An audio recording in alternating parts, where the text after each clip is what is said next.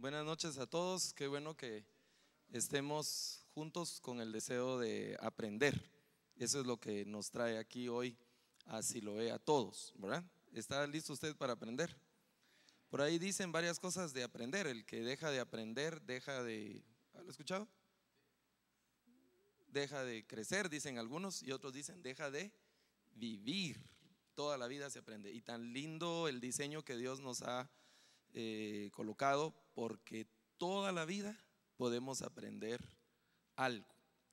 Y a veces es duro aprender, y otras veces es más duro desaprender y volver a aprender. Una de las principales capacidades que se espera de las personas de este siglo XXI es también que podamos aprender a aprender. Dicen, se vuelve un círculo ahí de términos, pero es un desafío constante todos los días aprender algo, y mucho más todo lo que tiene que ver con la palabra del Señor. Dios es un Dios infinito, es un Dios grande, es mucho más grande que el universo. Sabe que hace algún tiempo yo leí un artículo científico y estaban, gracias hermana, discutiendo los científicos acerca de las dimensiones del universo. Y recuerdo que en el artículo hablaba que la comunidad científica en ese momento estaba dividida, porque había unos que decían que el universo sí tiene límites y otros decían que no tiene límites. Y el argumento como estaban divididos, unos decían una cosa contra los otros y así. Entonces los que opinaban que sí tenía límites, ellos reconocían que aunque no lo podían medir, pero el universo no podía ser infinito, tenía que tener un límite. Pero después alguien recordó que una como fábula de la mitología ahí, en cuanto a una persona que intentó medir el universo y tenía que tirar una flecha y hacer cosas para saber hasta dónde llegaba el universo, porque esa flecha no podía viajar todo el tiempo, ¿verdad? Y otras personas decían, bueno, el universo sí tiene límites, ¿verdad? Y reconocer que no tenía límites era reconocer un infinito que la mente científica no está conforme con ese pensamiento. Y discutieron un montón de cosas sin llegar a ninguna conclusión, porque les asustaba aceptar, bueno, si el universo tiene límites, ¿qué hay más allá del límite del universo? ¿Qué envuelve el universo? Nosotros tenemos una respuesta muy sencilla para ese cuestionamiento. ¿Qué envuelve el universo? Dios, ¿verdad? Algunas preguntas de nuestro Dios. El universo es una creación. El universo no es Dios, es la creación de Dios. Génesis 1:1 dice que en el principio creó Dios los cielos y la tierra. Y es decir, hubo un momento en el que no hubo cielo y no hubo tierra, sino que Dios lo creó. La Biblia arranca con una declaración teológica importante, porque no habla acerca del origen de Dios, y en ningún lado de la Biblia se habla acerca del origen de Dios. A los niños, cuando uno les enseña la palabra, tarde o temprano alguno pregunta, ¿y quién es la mamá de Dios? ¿Y quién creó a Dios? Pregunta. Y no hay respuestas que sean una respuesta directa a esa pregunta. Solo alcanzamos a decirles, bueno, Dios siempre ha existido, siempre ha existido. No tenemos algún razonamiento lógico o alguna fórmula o algún argumento que sustenten esas verdades, sencillamente las declaramos que Dios siempre ha existido. Y Génesis 1:1 no intenta explicar de dónde sacó Dios sus poderes y de dónde sacó la sabiduría y todas esas cosas. Incluso el verbo que aparece ahí es un verbo importante, porque se habla de una creación que es una creación completamente diferente a cualquier otro tipo de creación. Yo no sé usted, pero de repente en los barrios, en las colonias así más tradicionales o que crecimos, había una persona que trabajaba, regularmente era una señora que trabajaba costura y hacía vestidos y blusas y todo, y decía ahí arriba de su puerta, ¿verdad? Creaciones Mari. Nunca leí un rótulo de esos, ¿verdad? Creaciones no sé quién, ¿verdad? Y regularmente era asunto de costura, ¿verdad? Bueno, pero esa señora, para hacer sus creaciones Mari, tenía que tener ya los botones y la tela y el hilo, unas agujas, su materia prima y sus herramientas con las que iba a trabajar, y entonces podía crear. Cuando Dios quiso hacer la tierra, ¿de qué la hizo? ¿De qué hizo la tierra? ¿Sabe qué contestan los niños? Y nosotros también contestamos, tal vez alguno tenía esa respuesta ahí, de tierra, ¿verdad? Bueno, pero es que en ese momento no existía la tierra, no existía ningún elemento. Ahí la ciencia ha ido descubriendo elementos y elementos, y cada vez que descubren uno lo suman a la tabla, ¿cómo se llama? La tabla periódica de los elementos, ¿verdad? Que son elementos puros que no están compuestos por otros, y hay reacciones, y y ahí van descubriendo cada vez. Ahora se habla de las famosas tierras raras y todo eso, ¿verdad? Pero cuando Dios crea el universo, pues no había nada y decide crear. Ahora, el universo entonces es creación de Dios, y Dios excede al universo.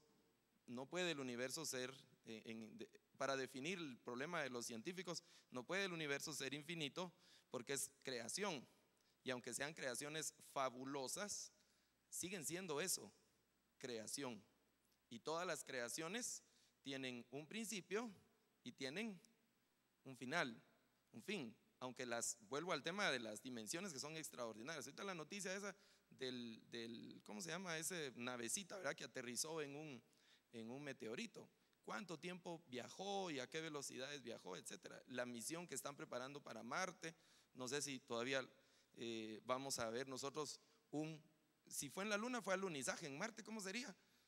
Amartirizaje. Bueno, algunos viven martirizados, pero ese es por otras causas, ¿verdad? No sé si lo vamos a ver porque es muy lejos y se necesita una potencia enorme y muchas cosas, ¿verdad? ¿Qué estoy diciendo? Que estoy diciendo es que tenemos un Dios que es inmensamente grande para nosotros, infinito, eterno, también es muy poderoso y bueno. Así, infinitamente bueno, infinitamente, eternamente bueno y poderosamente bueno. Por eso es que en la creación hizo todo, ¿verdad? El sol es extraordinario, el universo mismo es fabuloso, ¿verdad? La tierra es extraordinaria. A mí me encantan los árboles y tan bonitos los árboles. Más de alguna vez de niño me somaté de uno, ¿verdad? Porque andaba siempre arriba de los árboles. Pero creaciones maravillosas, los animales, todos los ecosistemas, y de ahí puso el Señor al hombre, ¿verdad? Algunos dicen que el hombre es la corona de la creación de Dios. ¿Qué corona, verdad? El hombre como creación. Pero también hizo la mujer, ¿verdad? No solo el hombre, ¿verdad? Entonces imagínense qué coronita las mujeres, ¿verdad? Coronitas, ¿verdad? Entre el hombre y la mujer. Y le dio cosas distintas al ser humano el Señor. El Salmo 8 dice que lo puso a enseñorearse sobre toda la creación. Toda la demás creación, el hombre, Dios le dio la capacidad de poder sojuzgarla, dominarla, reinar sobre la creación, administrar la creación, transformar la creación. Y esa parte, ese mandato de Dios, el hombre lo ha hecho muy bien. Mírenos cómo vivimos ahora, cómo estamos.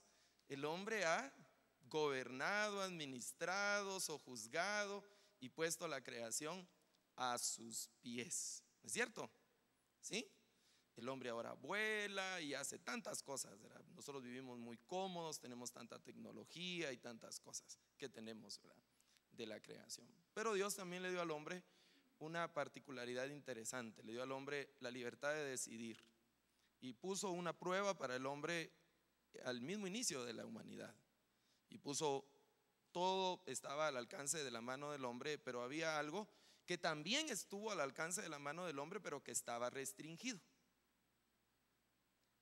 A veces yo he pensado, ¿por qué Dios no le puso así como hay ahora, un alambre electrificado ahí alrededor a ese famoso árbol, ¿verdad? Para que el hombre no lo pudiera tocar y no se paseara en lo que Dios había hecho, ¿verdad? Sino que lo dejó ahí. No, de repente, si nos hubiera preguntado a nosotros el Señor, Tal vez le hubiéramos hecho un foso ahí con tiburones, cocodrilos y pirañas para que cuando el hombre intentara pasar no pudiera, o sencillamente no hubiera puesto el árbol. Pero puso el árbol y le dio un mandato al hombre. De ese que está ahí, mira, de ese no, tenés que comer del fruto. Todo lo demás lo podés hacer, pero ese único que está ahí, ese no. Nosotros ya sabemos la historia, ¿verdad? No hace falta tanto misterio con el tema ese, porque pues el hombre, y al decir hombre obviamente el hombre y la mujer, ¿verdad? Comieron del fruto, Dios los castiga y empieza ahí el relato bíblico de la humanidad, ya bajo unas circunstancias o en unas circunstancias que Dios no había determinado inicialmente para el hombre. Dios le había hecho al hombre y le hizo, señores, no lo puso en lo inhóspito, no le dijo, bueno, ahora anda a ver cómo vivís y a ver cómo te va. No, le hizo un jardín, lo puso ahí en algo bonito. ¿Cómo vivimos nosotros? Yo venía hoy ahí sudando con el tráfico, ¿verdad? Para estar a tiempo y se le atraviesan a uno los carros y todo, y anda uno nosotros, la vida de ciudad, que es una vida que tiene algunas complicaciones, por rato son muchas complicaciones, ¿verdad? Y luego en el campo pues se tienen otra clase de complicaciones. No vivimos precisamente en un paraíso en el que bueno, aunque se llame el paraíso 1 y el paraíso 2, ¿verdad? Y de hecho los que viven en el paraíso viven tal vez con más problemas, algunos problemas más, ¿verdad? Por el ambiente que se vive. ¿Qué ha ocurrido entonces? El hombre no solo fue echado del huerto, sino se aparta del Señor, y hay un ciclo terrible en el ser humano. Cuando el Señor decide destruir la tierra en el diluvio, fue porque hubo un proceso que había ocurrido en el corazón del hombre que de alguna manera fue irreversible. El corazón del hombre se había desviado y se había inclinado completamente a lo malo. Su único pensamiento era hacer el mal, dice la Biblia. Y halló el Señor a un hombre distinto, a un hombre diferente, a Noé. Y entonces con Noé el Señor tiene un trato también distinto. A todos los demás son destruidos por el diluvio y Noé va del arca, y la historia esa del arca. ¿Sabe que alguien me preguntó de esa película que han dado ahí por ahí ahora, de esa historia, ¿verdad? Y yo le devolví la pregunta si ya había leído esa historia en la Biblia, y porque en la cinematografía nos da más salsa que tacos, ¿verdad?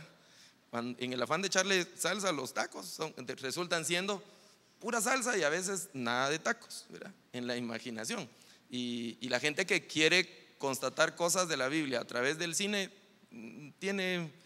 sufre algunas decepciones y ideas distorsionadas de lo que dice la palabra del Señor. Muy bien, Noé pasa. Nosotros sabemos que después de la historia de Noé, la familia de Noé también hay problemas, porque hay un evento familiar ahí. Noé lanza una maldición a uno de sus hijos y a su descendencia, y otra vez empieza la historia de la humanidad con trastumbos y problemas y una serie de cosas. Luego el Señor elige a un hombre que ha venido desde muy lejos, ese hombre, y lo elige en circunstancias nuevamente adversas. Le promete una descendencia, ya está viejo, su esposa está vieja, y además que ya son de edad avanzada. La esposa toda la vida ha sido estéril, y Dios les promete a ellos algo que humanamente era imposible. Pero como cuando Dios promete y cuando Dios habla, a nosotros nos cuesta a veces encajar esa palabra en nuestros pensamientos, porque nuestro pensamiento es lógico, es racional, pero Dios, para Él no hay nada imposible. Así que si Dios le ha hablado a usted una palabra, aunque le cueste un poco ahí encajarla en su pensamiento, créala, ¿verdad? Porque para Él no hay nada imposible, nada imposible, ¿verdad? ¿Se recuerdan de Pedro? Estaban ahí en la tormenta, vieron venir uno caminando sobre las aguas, pensaron que era un fantasma y empezaron a gritar, y en eso Pedro como que vio que era el Señor, y entonces le lanzó al Señor un desafío: si eres tú, manda que yo vaya sobre las aguas. Y el Señor le devuelve a Pedro el desafío: ven. Y entonces Pedro se tenía que bajar de la barca, de su área de seguridad, de su área de confort, de su área controlada, y tenía que empezar a caminar sobre las aguas. Si él no se baja de las aguas, nunca hubiera sabido si se podía caminar sobre las aguas, ¿verdad?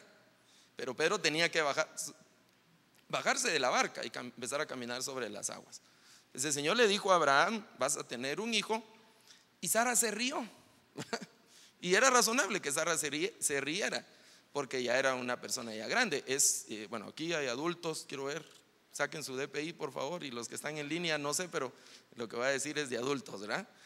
Sara dice, tal vez ellos ya habían dejado de tener contacto físico como pareja hacía años, porque ya eran personas mayores, y es lo que Sara dice: ¿cómo voy a tener yo otra vez placer? Dice, yo ya estoy grande, dice Sara, y cuando oye la promesa del Señor le da risa. Si hubiera tenido unos 30 años menos, tal vez se hubiera emocionado, ¿verdad? Pero en ese momento a ella le da risa lo que el Señor está diciendo, porque le causa risa. De hecho, Isaac significa risa. Eso significa el nombre de Isaac, ¿verdad? Reírse. Le causó gracia la promesa del Señor a Sara. Bueno, pero ese Dios entonces empieza a tratar ahora con ese hombre, y a ese hombre le promete un pueblo. Luego surge el pueblo de Israel. Y al pueblo de Israel Dios le hace promesas enormes cuando salen de Egipto. Van a ser mi especial tesoro, van a ser mi pueblo elegido, van a ser el pueblo único en el mundo, y van a ser algo extraordinario. Pero Israel tenía una misión, tenía una función, y había un objetivo con todas esas promesas. Era que a través de ellos todas las naciones también fueran alcanzadas. No solo para ellos, sino todas las naciones. El Señor le dijo a Abraham: voy a bendecirte a ti, y a través de ti voy a bendecir a todas las familias de la tierra. No era una bendición solo para Abraham. Cuando el Señor lo bendice a usted, no es una bendición exclusiva para usted, es una bendición para alguien más, en primera instancia para usted, pero además esa bendición se va a multiplicar para alguien más. Los que estamos casados y el Señor nos bendice a nosotros como esposos, pues esa bendición también es para nuestra esposa. Y si es una bendición para la esposa, es una bendición también para el esposo, y luego para los hijos y los padres y la familia, el vecindario, la empresa, no sé, pero es una bendición que se multiplica. Eso quería hacer Dios con el pueblo de Israel. Y el pueblo de Israel en el desierto, si usted ha leído la historia del libro de Éxodo y de Números, es una historia también un poco triste, porque no alcanzaron todo lo que el Señor les había prometido. Dieron vueltas en el desierto por 40 años, según la historia bíblica. Murió mucha gente, muchos juicios y muchas cosas por la dureza de su corazón. Dios les había hablado y ellos no habían creído. Luego vienen profetas y una serie de cosas. Y en ese camino Dios se encarga de dejar a gente que empiece a tomar nota de esas situaciones que se están viviendo, que empiece a poner por escrito cosas importantes de los eventos de la palabra del Señor. Por ejemplo, Jeremías. La Biblia dice que el Señor llamó a Jeremías muy joven, y le empieza a decir a Jeremías que él había sido apartado para esa misión aún cuando estaba en el vientre de su mamá. Cuando estabas en el vientre de tu madre, yo te di por profeta a las naciones. A veces nosotros creemos que nuestra vida está llena de coincidencias. Ay, mire qué suerte, ¿verdad? Qué casualidad, ¿verdad? O palabras más como locales que usamos nosotros. Qué leche decimos nosotros, ¿verdad? Y otras cosas. Mire, pura suerte, ¿verdad? No, pare un momentito, porque no son suertes, son cosas que el Señor ha ido preparando para encaminarnos para esta noche, para el propósito que Dios tiene para su vida. Usted no sabe qué va a hacer el Señor con su vida más adelante. Yo no sé, tal vez su mamita cuando usted iba a nacer tuvo muchas complicaciones, o esos testimonios que se escuchan de que la mamita intentó abortarlo, o qué sé yo, ¿verdad? Pero Dios permitió que usted estuviera aquí para que usted fuera parte del testimonio del Señor, fuera parte de la bendición del Señor. Eso hizo el Señor con Jeremías. Y en una parte el Señor dice a Jeremías: toma un rollo y escribe ahí todo lo que yo te he hablado desde el día que te llamé hasta este día. Y todos esos eventos de inscripciones y de textos y de rollos se fueron configurando poco a poco en lo que hoy nosotros tenemos como una Biblia, lo que nosotros tenemos ya físico. Hoy tenemos medios electrónicos. Hoy, precisamente hace unos años para acá, tal vez unos 10 años y mucho para acá, hemos venido en una etapa de transición en el que la palabra del Señor ha viajado de una presentación a otra.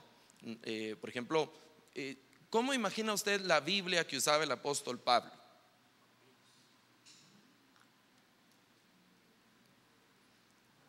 ¿Cuál era la Biblia que usaba el apóstol Pablo? De pasta de cuero y no, ¿cómo era? Solo rollos era Pablo, ¿verdad? ¿Cómo era? ¿Se recuerda si recuerda con Moisés? El Señor le dio a Moisés unas tablas, eran unas como, bueno, dice que eran tablas de piedra, ¿verdad? Nosotros regularmente cuando oímos de tablas nos imaginamos madera, ¿verdad? Pero se refiere a una superficie que ha sido, que es una superficie así plana, ¿verdad? Y el Señor le dio ahí a Moisés, eran de piedra. ¿Se imagina? De piedra, que hoy nuestra Biblia fuera de piedra, tendríamos problemas para transportarla, ¿verdad? Pero la tecnología ha ido avanzando y avanzando, y hoy nosotros tenemos, a través de los medios digitales, tenemos también hoy la Biblia, ¿verdad? La tenemos ahí. Y la Biblia reúne una serie de escritos y una serie de cosas importantes que han viajado a través del tiempo, mucho tiempo, cientos de años, dando testimonio de lo que Dios ha dicho. Y la Biblia es el testimonio hoy escrito, físico, de lo que Dios ha hablado, de lo que Dios ha dicho. Pero hay un asunto interesante de la Biblia, porque en la Biblia, la Biblia es un texto que recorre toda esa historia de la creación y de la historia del pueblo de Israel, y luego la historia de los primeros tiempos de la iglesia y todas esas cosas. Pero nada de la Biblia fue escrito por Dios. Ese Dios que hablábamos al principio, que creó el universo y que es el Dios poderoso y que hizo la tierra y que lo hizo todo de la nada, no ha escrito, sino que ha trabajado a través de diferentes personas para que esas personas trabajaran. ¿Sabe cuál es uno de los argumentos de los detractores de la Biblia? Es decir, que la Biblia la escribieron hombres. La Biblia la escribieron hombres. Y la respuesta a ese argumento es sí, la escribieron hombres, ¿verdad? No podemos decir nosotros otra cosa, porque Dios no escribió nada. Aquellas tablas que escribió en el monte Sinaí y que se las dio a Moisés, Moisés nos hizo el gran favor de romperlas, ¿verdad? En un arranque ahí de enojo, las quebró. Después el Señor le dijo: chulito, las rompiste, ¿verdad? Entonces ahora las tenés que volver a escribir. Entonces ya el Señor no escribió. Hay otras religiones que en el relato, hay un buen número de religiones que también tienen un texto sagrado.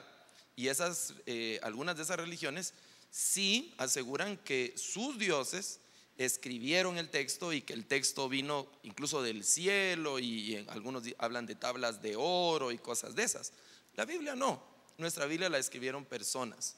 Por ejemplo, ese rollo que yo le contaba que escribe Jeremías, se lo lleva al rey, y imagínense si hoy nosotros encontráramos un rollo de Jeremías, ¿qué haríamos? Que tuviéramos la completa certeza de que es un rollo original de Jeremías, ¿qué haríamos? ¿Qué haría usted? Lo vendo, dice. ¿Qué haríamos? Lo ponemos ahí en eBay bueno, no sé, nos causaría alguna conmoción, trataríamos de que estuviera al alcance de la humanidad, no sé, porque es un rollo escrito de la mano del profeta Jeremías, o que encontráramos una carta que tuviéramos también la completa certeza de que fue escrita por la mano del apóstol Pablo, ¿verdad? Extraordinaria.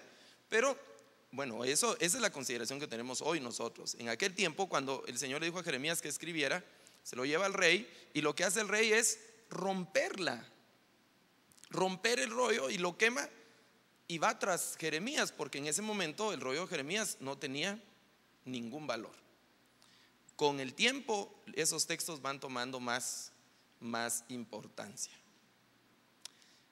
¿Qué importancia tiene la Biblia para nosotros hoy?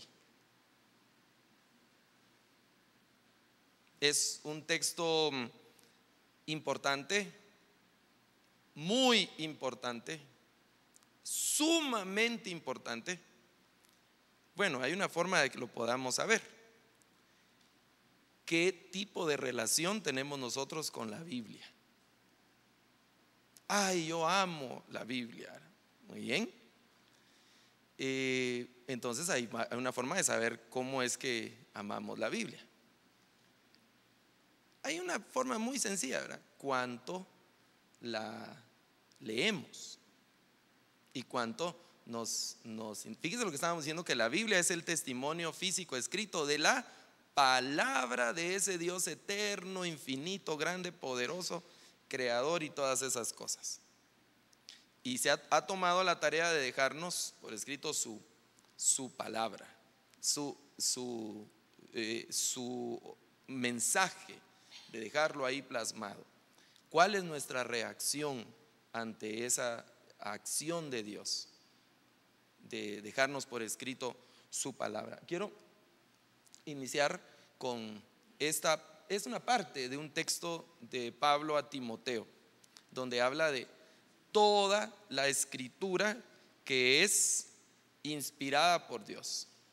Toda la escritura es inspirada por Dios.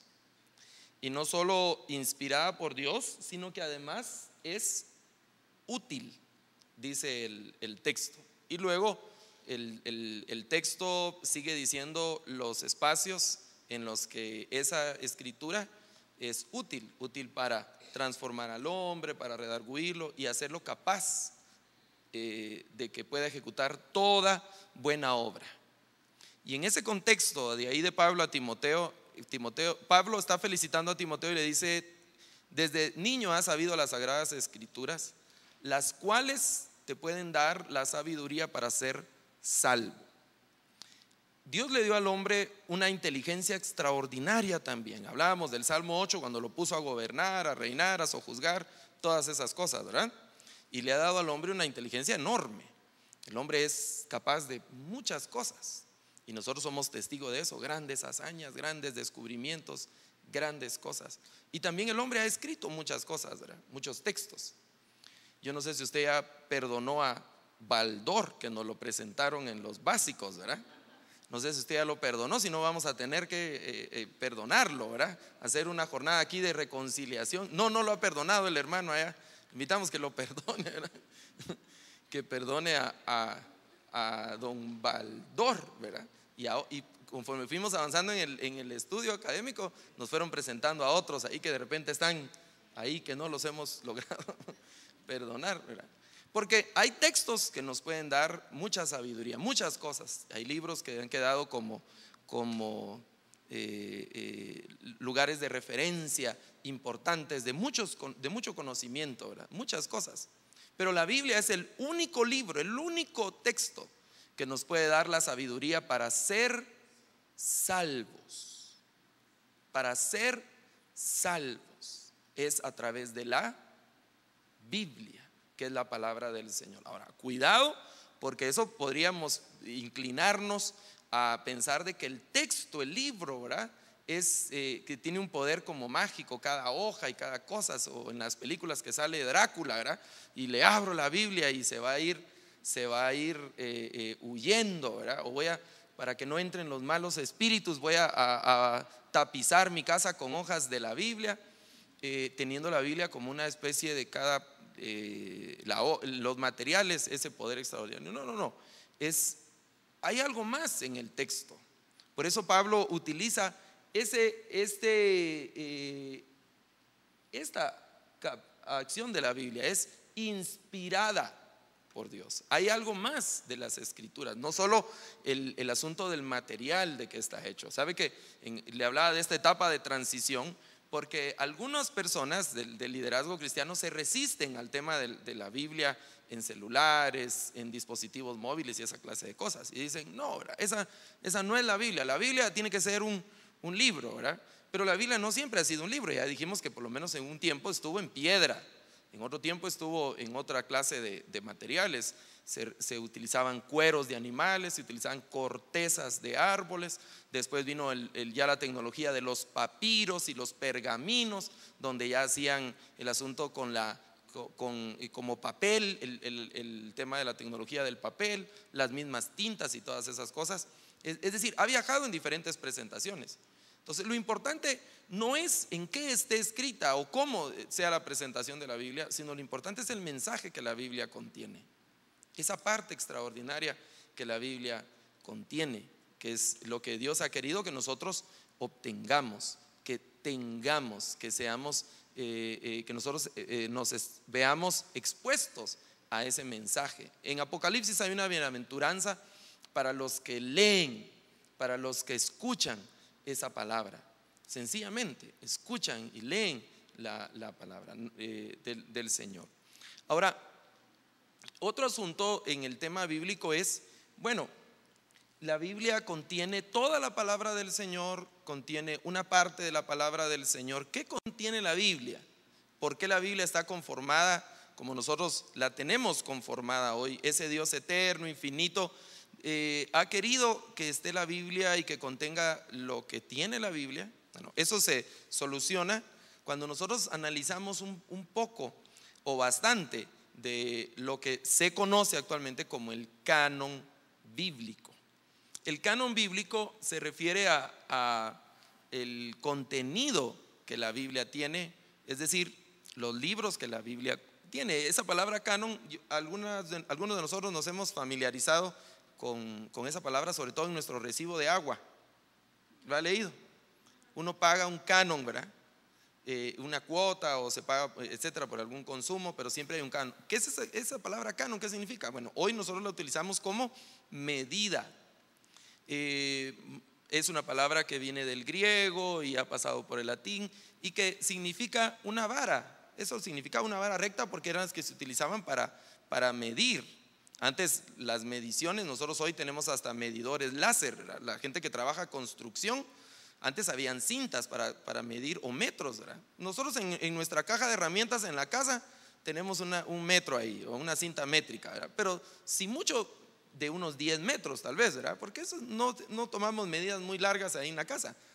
Pero las personas que ya se dedican a medir terrenos y otra clase de cosas necesitan otra clase de instrumentos de medición. La vara o el canon era una vara que se utilizaba para tomar medidas. Si recuerda el arca de Noé, estábamos hablando, en la Biblia aparece como medidas de codos, ¿verdad? Que había que medirla con codos. Bueno, porque iban midiendo así como cuando nosotros medimos algunas cosas por cuartas, ¿verdad?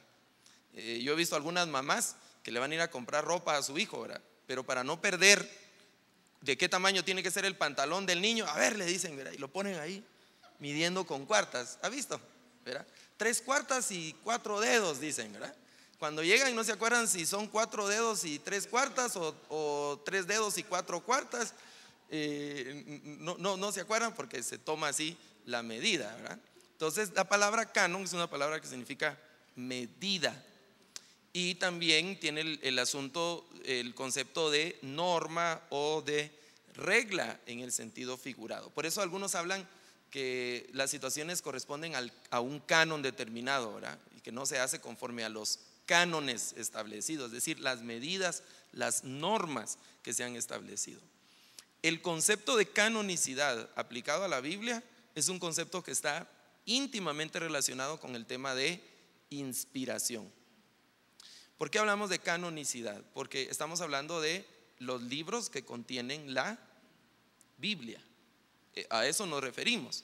Y ahí pueden surgir varias preguntas en el sentido de, primero, ¿esos son realmente los libros que debe contener la Biblia? ¿Deberían de estar otros? ¿Deberíamos de quitar algunos? ¿Cómo saber si un determinado libro es inspirado o no es inspirado por Dios? Esas preguntas nos tendríamos que hacer. Supóngase que alguien descubre un rollo y dice, ese es un rollo de fulano o de no sé quién, ¿verdad? ¿Cómo saber si es lo que está escrito en ese texto es un texto que ha sido inspirado por Dios? Bueno, son preguntas complicadas para responder. Cuando hablamos del canon, tenemos que hablar también de un grupo de autoridades.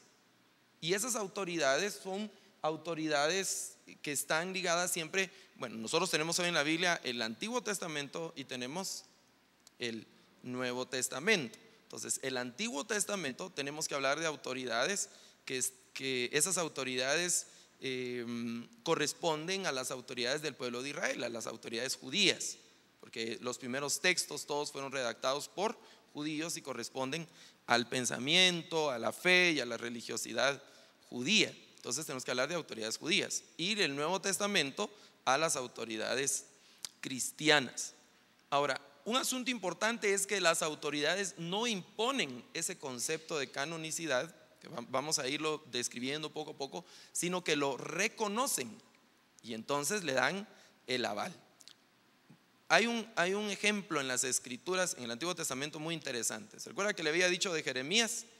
Y Jeremías escribe el rollo, se lo lleva al rey, el rey lo quema, pide que capturen a Jeremías, y Jeremías tiene que esconderse, y Jeremías va a quejarse con el Señor, y entonces el Señor lo que le dice es: vuelve a tomar otro rollo y escribe otra vez lo que yo te he dicho ahora.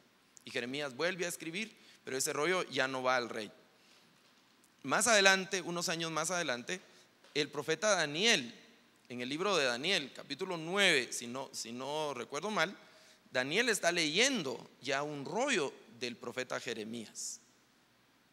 Y entonces Daniel, hay un dato específico que a él le llama la atención, y es el tiempo que el pueblo de Israel iba a ir cautivo. Es decir, hay un momento en el que el rey, para ese rey, el libro que escribió Jeremías no tiene ningún sentido, no tiene ningún valor. Pero luego para Daniel, el profeta Daniel, ya los escritos de Jeremías sí tienen valor, y entonces los está leyendo. Y es bien interesante porque Jeremías escribe en Jerusalén y Daniel está en Babilonia, una gran distancia entre ellos. Y ahora uno pone, digamos, un paquete y paga uno una cuota especial y puede ir al otro lado del mundo en cuestión de 36 horas. Ya está el paquete que yo necesito del otro lado del mundo, y a veces antes, ¿verdad?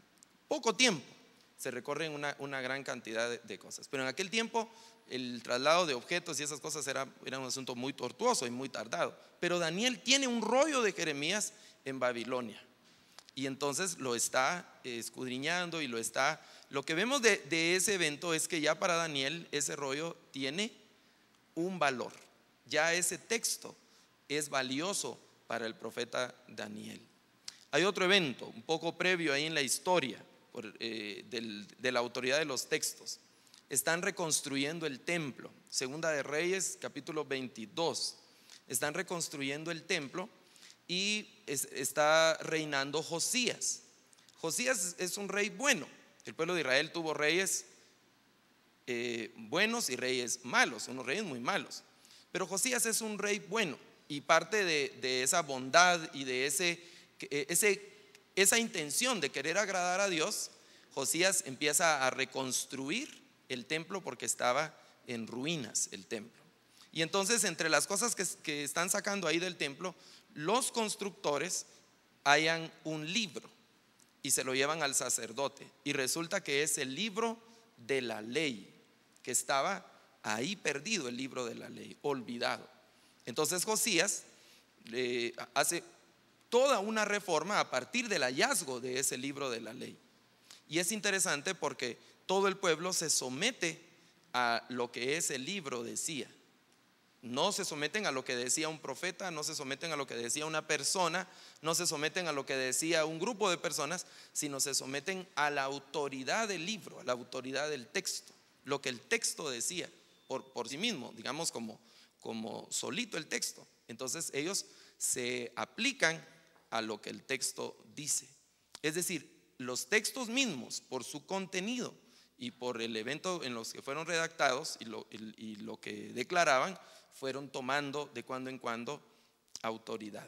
Y entonces las autoridades religiosas y civiles, digamos, del pueblo de Israel en ese tiempo, en el Antiguo Testamento, reconocen en cada uno de esos textos esa autoridad. Por eso en este párrafo yo estoy diciendo que las autoridades no imponen, es decir, no es antojadizo el proceso de, bueno, este va a ser nuestro texto, ¿verdad? Sino que ya es un texto que ha venido tomando autoridad, y de cuando en cuando ese texto se reconoce entonces con esa autoridad, y se van haciendo colecciones de esos textos en el proceso canónico. Vamos a ver si me ayudan a avanzar. el tema ahí de los textos, el siguiente párrafo. Muy bien.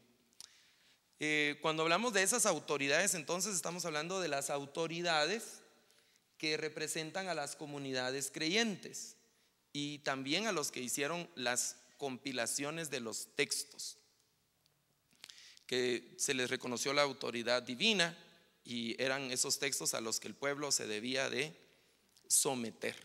Hay un asunto interesante ahí con esta palabra de los que compilaron los textos, y algunas de esas cosas vamos a ir hablando. Y quiero poner, por ejemplo, el libro de los Salmos. ¿Recuerda usted cuántos salmos tiene el libro?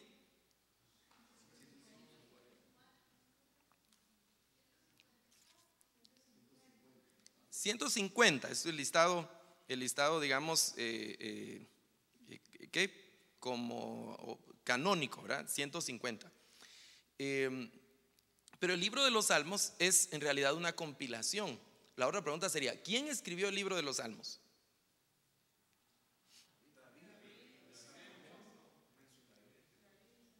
¿Sí? Bueno, David escribe la mayoría de salmos, ¿verdad? Salomón escribe algunos. Por lo menos hay uno que se le atribuye a Moisés. Y luego hay una buena cantidad de salmos que son anónimos y otros salmos que escribe los músicos y cantores de David, Asaf, Jedutum, el profeta Emán. Hay unos salmos que se le atribuyen a los hijos de un sacerdote que se llamaba Coré, los hijos de Coré, y una cantidad de salmos anónimos que hablábamos. Ahora, ¿durante cuánto tiempo se escribe el libro de los salmos? Imagine, por lo menos hay uno que se le atribuye a Moisés, ¿verdad? ¿Cuándo lo tuvo que haber escrito Moisés? Bueno, en vida, ¿verdad? Cuando Moisés lo escribió, cuando estaba vivo, escribe ese salmo, muchísimos años antes de la existencia de David. Es decir, ese salmo viajó en el tiempo y las personas lo fueron como repitiendo y lo fueron repitiendo y transmitiendo de una generación a otra generación, y luego formó parte de una colección de los. Luego David también redacta salmos, ¿verdad? Y sus ayudantes también redactan algunos salmos. Pasa Salomón y también redacta algunos, y así se van compilando y se van agregando más salmos. Hay salmos que hablan de la cautividad del pueblo de Israel. Hay un salmo que dice: junto a los ríos de Babilonia colgábamos nuestras arpas, ¿verdad? Ya cuando el pueblo está cautivo en Babilonia. Es decir, el libro de los salmos se fue conformando diferentes épocas, y hubo personas que empezaron a funcionar como compiladores, ir juntando, ir haciendo colecciones, hasta que alguien dijo: bueno, ya no, ¿verdad? Imagínense, yo he pensado, si el libro de los salmos se hubiera quedado abierto hasta hoy, leeríamos, bueno, vamos a abrir nuestra Biblia en el Salmo 3.200.000 no sé cuánto, ¿verdad? Salmo de quién, de ahí de alguno de los salmistas de ahora, ¿verdad? Salmo de fulanito de tal, ¿verdad? Se escribiría ese salmo. No, pero hubo un tiempo en el que se cerró, y ese tiempo, ese momento, son estas autoridades que estamos hablando las que tomaron ese papel preponderante. Pero no perdamos de vista el trabajo ese de la inspiración de Dios y el acompañamiento del Señor. No lo perdamos de vista, porque es algo que tenemos que tener en la mente para no crear ahí espacios, ¿verdad? Entonces, de eso vamos a platicar después del receso. ¿Está bien? Bueno, así es que vamos a tomar el receso ahora para que salude ahí a sus compañeros y a los hermanos, y vamos a tomar algo de cafecito también.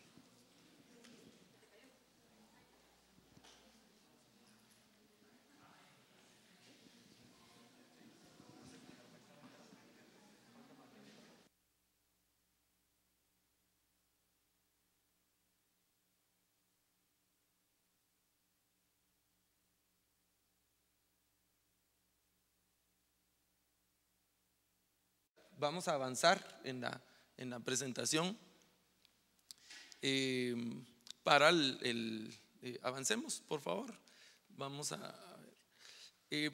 Precisamente entonces, este grupo de textos que las autoridades están reconociendo como textos de autoridad al que el pueblo se tiene que someter, es lo que hoy conocemos como el canon bíblico. Cuando hablamos de canon, estamos hablando entonces del listado de textos, de libros que son reconocidos como de inspiración divina y que deben ser a los que nosotros nos debemos de someter para obediencia, consideración y todas esas cosas. Ahora, yo inicié hablando acerca de, bueno, muy brevemente, de la clase de Dios que nosotros tenemos, tan grande, tan bello, tan poderoso, tan infinito. Y Él se ha ocupado a lo largo de la historia de dejarnos su voluntad, su enseñanza, su deseo, para usar una imagen, digamos, humana. Nos ha dejado su corazón plasmado ahí en el texto.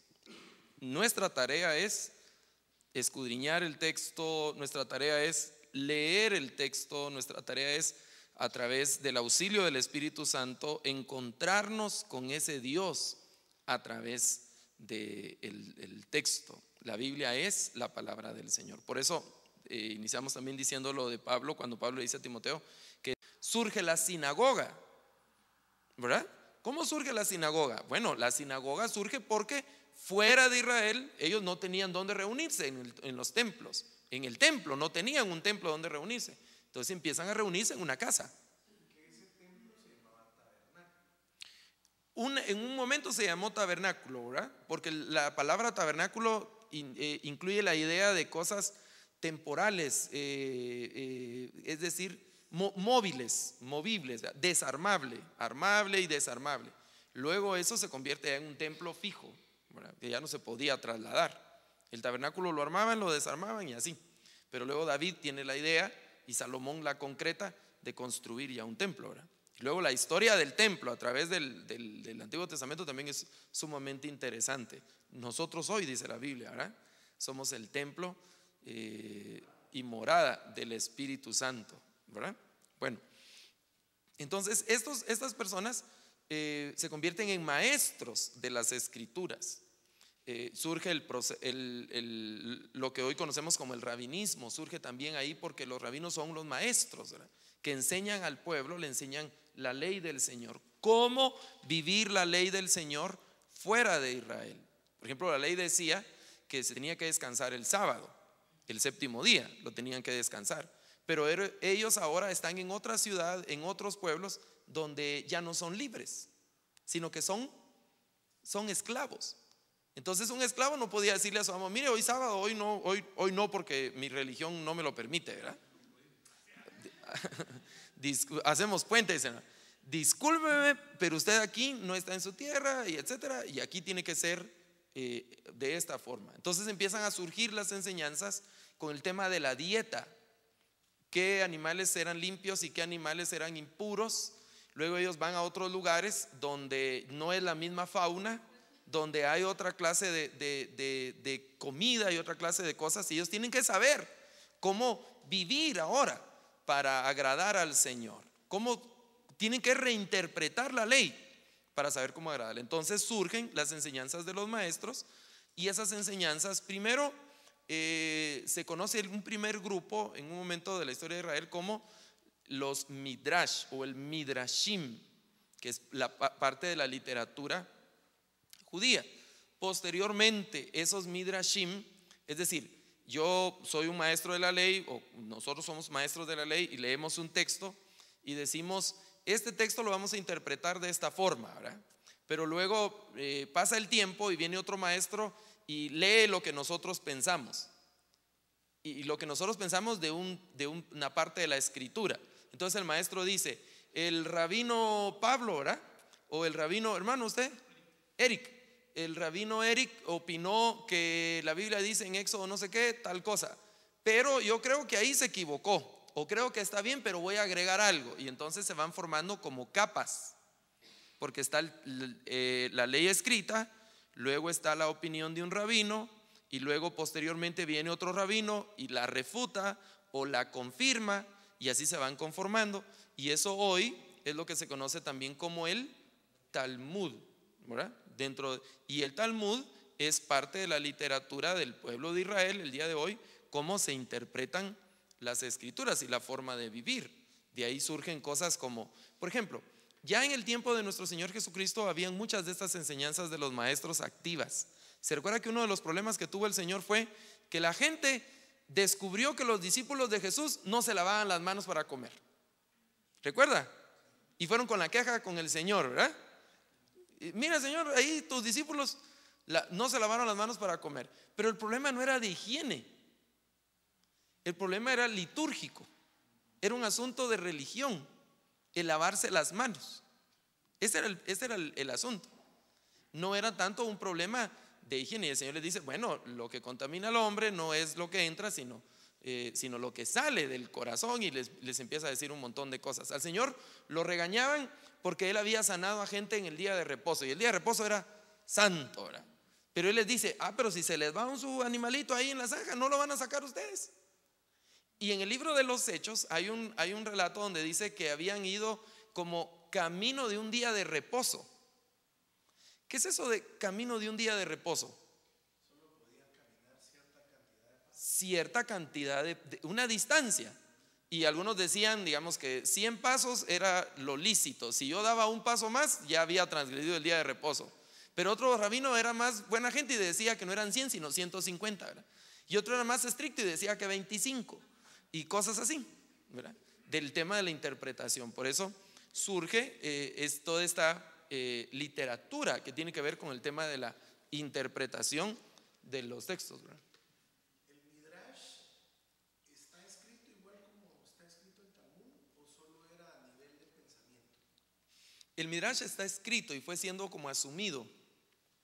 Hay una historia interesante del rabino que inició el proceso del Midrash porque se dio cuenta que las tradiciones estaban así como en el ambiente y las discusiones. Entonces se dio la tarea de escribir lo que los maestros habían dicho. El maestro fulano dijo esto y el maestro otro le contestó esto y el tercero trató de hacer una especie de armonización y dijo esto y empezó a escribir el Midrash. Y luego este rabino murió y el proceso siguió a lo largo de cerca de 200 años. Y posteriormente este proceso de Midrash y el Talmud abarca, no sé, tal vez unos 700 años o más, porque la historia talmúdica para alrededor del siglo V, siglo VI de nuestra era, el tema del Talmud.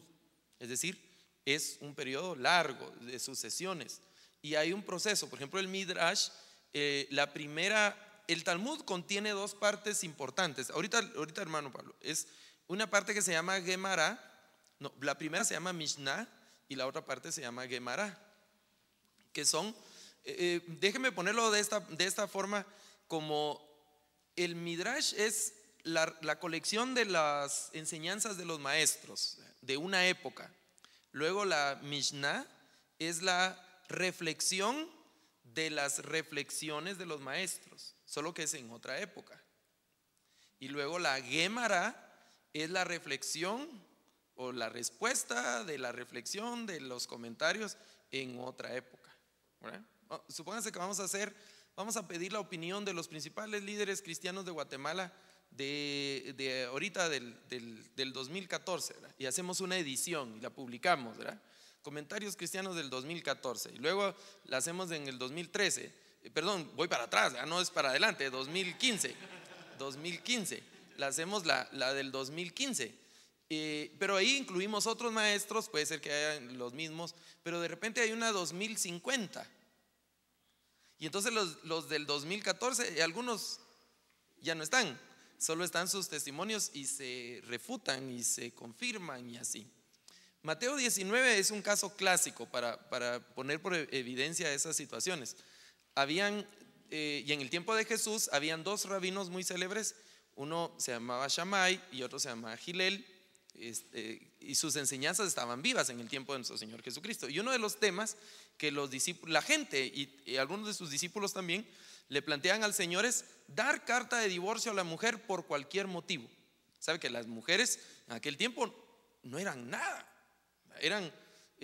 contaban, tengo 2 gallinas, 3 chuchos, 2 patos y una mujer, ¿verdad?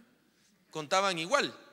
Esa era la situación de las mujeres en ese tiempo. Entonces la carta de divorcio era un asunto tan tan relajado para ellos, porque un rabino decía que se le podía dar carta de divorcio a la mujer por cualquier motivo.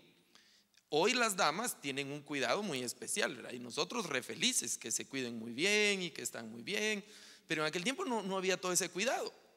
Por ahí le salía una azucana, carta de divorcio, ¿verdad? ¿Verdad? Se le caía un su diente, carta de divorcio. Se lo botaba yo, pero cualquier cosa era carta de divorcio. Entonces el Señor dice, no, porque esa era una interpretación de los maestros. En el Sermón del Monte, el Señor dice, ¿habéis oído amarás a tu prójimo y odiarás a tu enemigo? Y la parte de odiar al enemigo no es una parte que esté en la Escritura. Amar al prójimo sí, pero la parte del odiar al enemigo no, sino al contrario. Lo que dice la ley de Moisés es, no te vengarás ni guardarás rencor, dice la ley. Pero los maestros habían agregado, amarás a tu prójimo y odiarás a tu enemigo. Es decir, el prójimo, la palabra prójimo, ahí ellos la están partiendo, porque prójimo es todo mundo. Pero ahí están entendiendo que prójimo solo es el que me hace lo bueno, y el que no me hace lo bueno, ¿qué es? Mi enemigo. Entonces a ese lo puedo odiar, ¿verdad? Y entonces el Señor dice no, y corrige la plana por la interpretación de los maestros. Y lo que hace el Señor siempre es ir a las Escrituras, siempre ir a las Escrituras. Entonces, pero yo os digo, con el tema del divorcio, lo que hizo el Señor fue llevárselos al Génesis, ¿verdad? Pero en un principio no fue así, les dijo el Señor. Entonces ellos le sacaron a Moisés, ¿verdad? Pero Moisés nos permitió dar carta de divorcio. Bueno, pero eso es por la dureza de su corazón. Y empezó ahí el argumento del Señor, discutiendo con los discípulos ahí físicamente, pero en el concepto y en la argumentación de los rabinos, de estos rabinos, ¿verdad? Y hay enseñanzas muy buenas, pero también hay otras enseñanzas que nosotros deberíamos de reconsiderar con el tema este. Entonces ahora tenemos, por eso yo hice una línea aquí como derivada, porque hay una especie de tercer grupo de escritos que tiene que ver con la interpretación de los textos, que no es precisamente un texto canónico, bíblico para nosotros hoy, sino que es un grupo de escrituras que son como interpretación de los textos. Hoy nosotros tenemos, ¿cuánta literatura cristiana tenemos nosotros? Fíjese que es un poco, le iba a decir gracioso, pero no es gracioso, es trágico. Cuando entramos a una librería cristiana y está toda la librería cristiana, ¿se ha fijado? ¿Ha entrado a una librería cristiana alguna vez?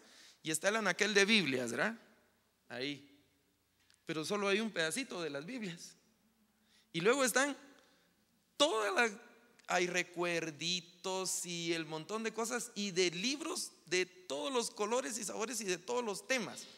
Mecánica cristiana, la cocina del Espíritu Santo y una serie de cosas, porque hay de todo, hoy hay de todos los temas, ¿verdad? Qué bueno que la hermana haga ahí sus frijolitos con esa unción, ¿verdad? Con el aceite del Señor, y que cuando los sirva uno sienta que está en la gloria. Qué bien, ¿verdad? Pero todos los demás libros son libros que personas han escrito con la ayuda del Señor, siempre pensando en lo que la Biblia dice. Y nosotros corremos el riesgo en algún momento de interesarnos tanto en esa otra literatura que olvidamos lo que la Biblia dice. Y ahí donde nosotros tenemos que ser muy cuidadosos, porque que no le digan, que no le cuenten, ¿verdad? Porque a lo mejor se lo cuentean, ¿verdad? Por estarlo ahí cuenteando. Entonces el texto bíblico, hay un grupo de escrituras que están viajando en hebreo y hay un grupo de escrituras que están viajando en griego. ¿Está bien? Entonces vamos a quedarnos por aquí hoy. Vamos a dar lugar si hay alguna pregunta o comentario, hermano. Tenemos claro que esta línea de pensamiento ya a nivel de los rabinos no influye en la palabra del Antiguo Testamento, sino queda como una base para lo que hoy es el estudio de los judíos ortodoxos. Así es, así es. Pero no influye, es importante tenerlo, no influye en la palabra del Antiguo Testamento. O sea, ellos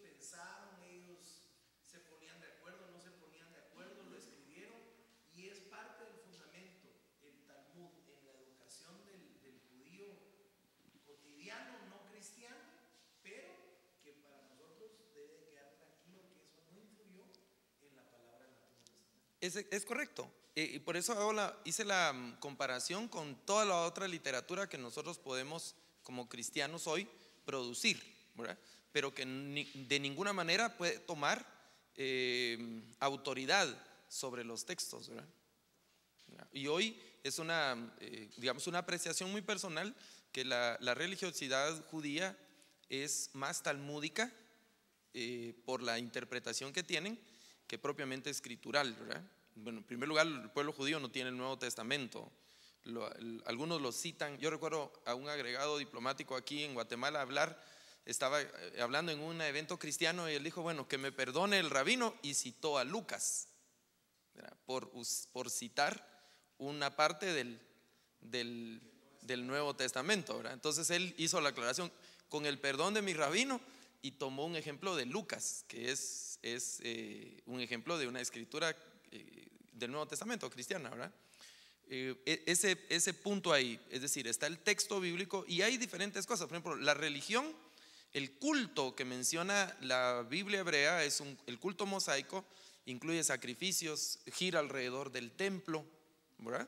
Y ellos hoy no tienen templo, ¿sabe usted? Incluso ahorita hay convulsión ahí por el tema de que ya no los quieren dejar entrar ni al muro de los lamentos. Eso está pasando ahorita en estos días por el problema político que hay en Jerusalén, porque donde el pueblo de Israel tiene una indicación geográfica donde hacer su templo, en el caso de nosotros no. Yo recuerdo en la iglesia donde yo me congrego, empezamos en la sala de un hermano, ahí empezó la iglesia. Él sacaba sus sillones y ponía unas sillas y cosas y ahí nos sentábamos, pero la iglesia empezó a crecer, entonces tuvimos que rentar un localito y rentamos un localito que era como de 4x6, algo así era el localito que estaba ahí nos quedamos, ¿verdad? Después creció y nos fuimos a rentar otro local. ¿Y sabe qué había en ese local donde nosotros rentamos esa vez? Era una carpintería y hacían cajas para muertos. Hacían en ese local. Cuando empezamos a hacer los cultos, nosotros somos una iglesia pentecostal, y empezamos a hacer los cultos, hubieron visiones y una lucha espiritual tremenda, porque una hermana vio que de las paredes salían demonios y un montón de cosas, ¿verdad? Pero oramos y se fueron, ¿verdad? Y ahí nos quedamos durante un tiempo. Es decir, no tenemos problemas con el lugar donde lo hacemos, ¿verdad? Donde encontremos mejor, pues ahí nos ubicamos, ¿verdad? Pero el pueblo de Israel no.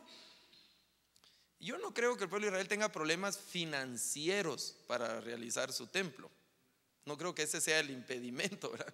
Que no encuentren arquitecto que les dibuje que no han terminado de reunir ahí para la licencia de construcción. No creo yo, sino que el problema es el terreno, porque ellos tienen que construir en un lugar específico y ocurre que ese lugar está ocupado, porque ahí hay una mezquita islámica, ¿verdad? Que según entiendo es el segundo lugar más sagrado para los musulmanes. Entonces se ve humanamente imposible que el pueblo de Israel pueda construir su templo instantáneamente, ¿verdad?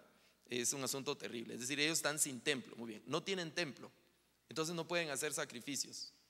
Y si no pueden hacer sacrificios, ¿cómo pueden expiar sus pecados? ¿Cómo hacen para expiar sus pecados si no hay templo y si no hay sacrificios? ¿Cómo hacen? Porque la ley de Moisés dice que sin derramamiento de sangre no hay perdón.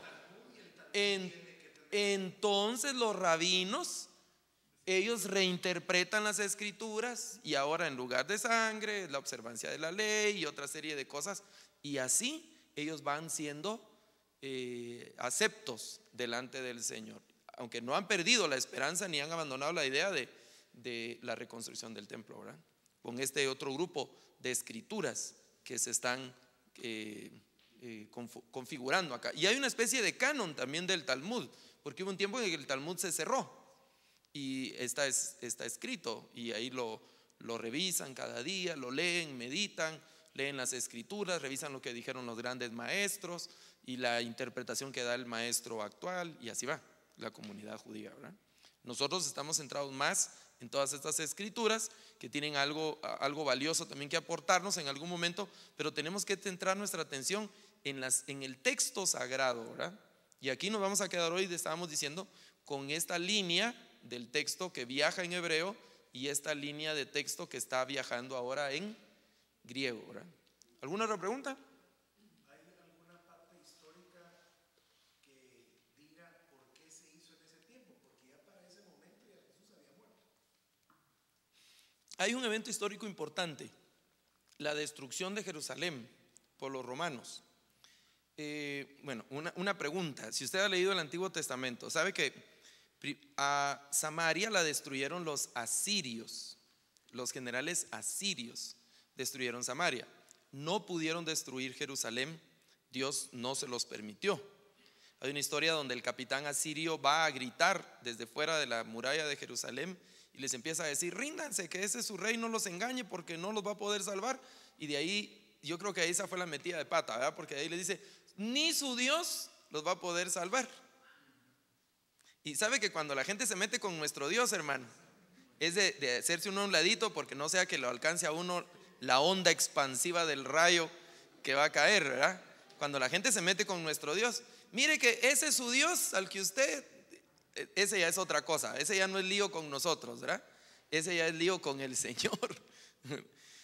Bueno, entonces, y lo que ocurre está Isaías, es el profeta que está en ese momento, rasga los vestidos el rey, se asusta. Isaías dice: ¿por qué tienen miedo? Ese capitán que salió a gritar ahí no va a poder. La cosa es que los asirios no pueden destruir Jerusalén, pero los babilonios sí. Hay un nombre por ahí, Nabucodonosor, ¿le suena?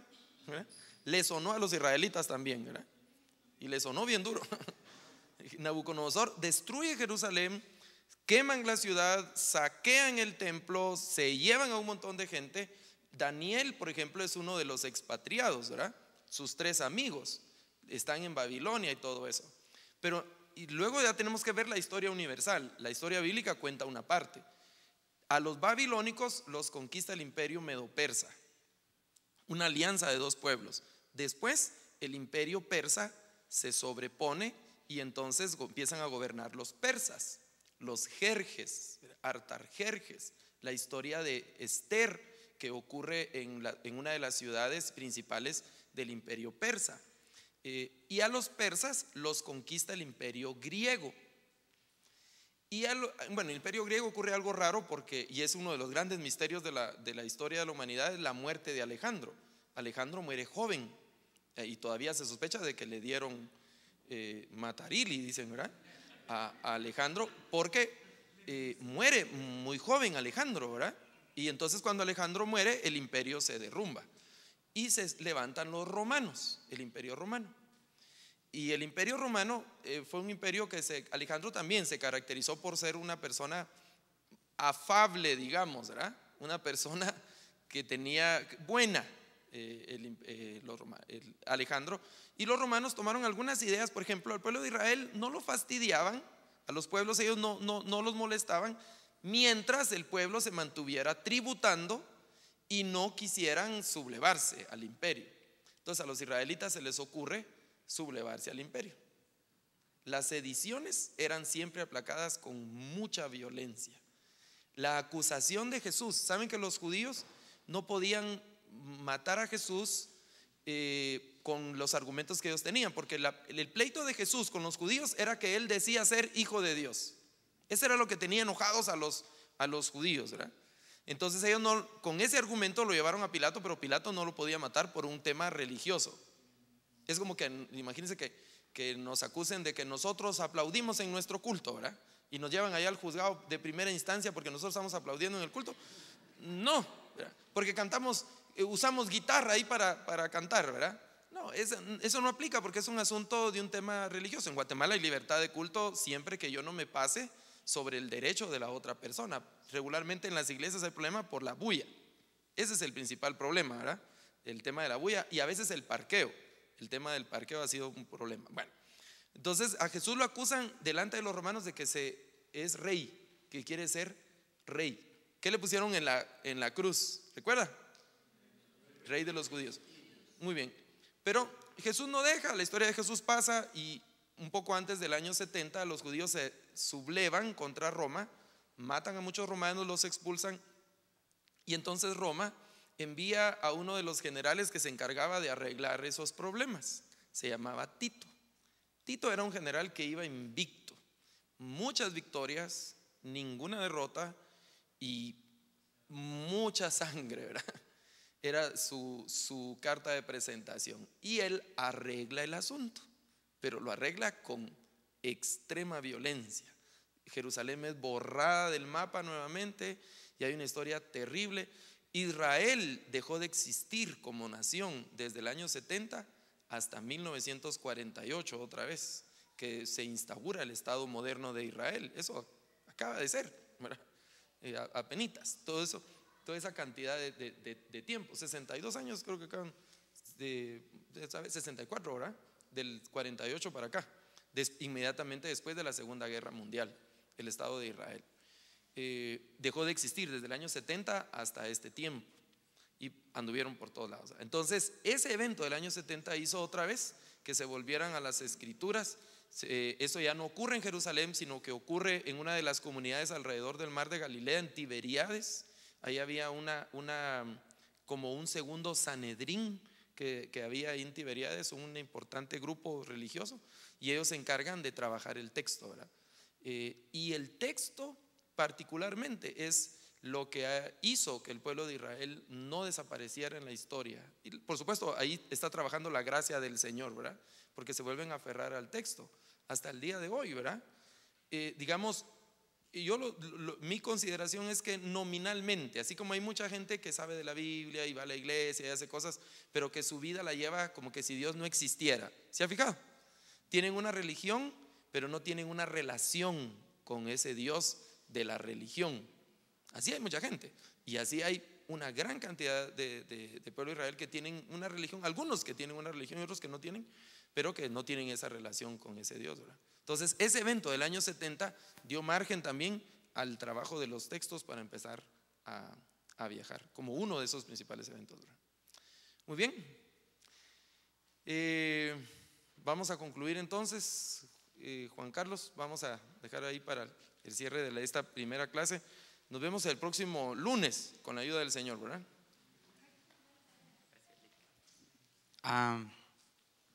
Aprendí.